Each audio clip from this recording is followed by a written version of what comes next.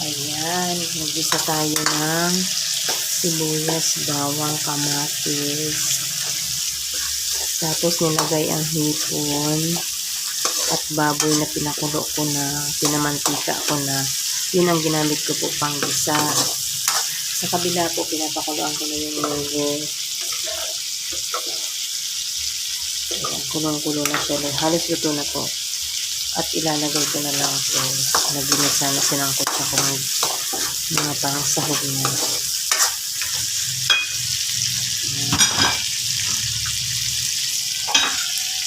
Malasa na. Sige natin ang ito. Meron din po akong dahon ng ampalaya na galing sa rokta.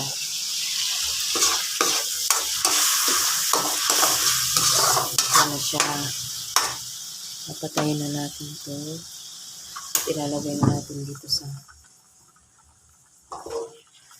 ating munggo. Ayan. Sarap na. Ganyan lang po yan. Itong pinaglutuan ko ng mga sibuyas at bawang karne. Gasan ko ng konti. May lasa pa ito. Ilagay ito dito.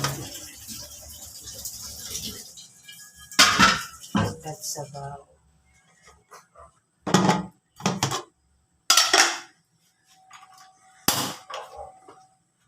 Ayan, diba? Sarap. Medyo palapot-lapotin natin ng konti.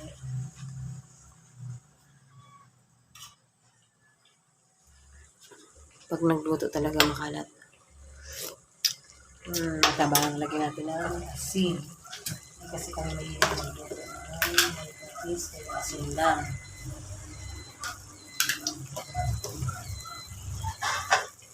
Ang kapartner po niyan ay adobong galonggong.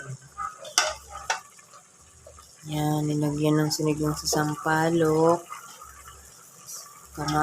sibuyas, bawang, siling green, toyo. At mayroon pang air-fried liempo. Yun ang masarap na partner sa munggo. Ito, air-fried liempo. Ayan, malapot na po siya.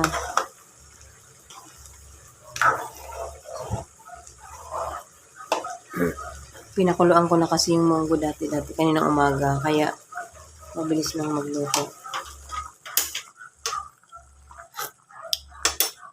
Sarap. Pakasarap. Pakuluan lang natin ang pakuluan. Hanggang sa lapot-lapot siya.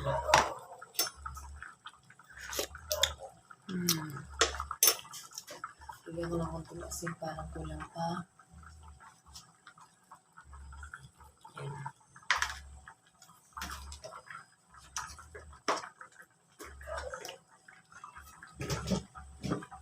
Pag luto na, ilalagay ko na yung dahon ng ampalaya.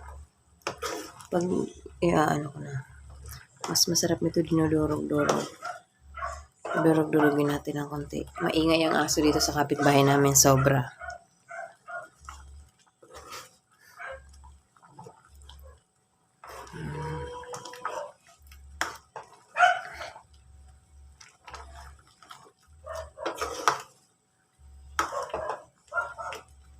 Yun, luto na siya. Ang sarap.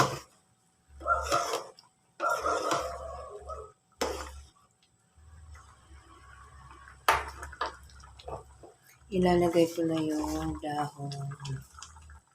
At pwede na yan. Yan.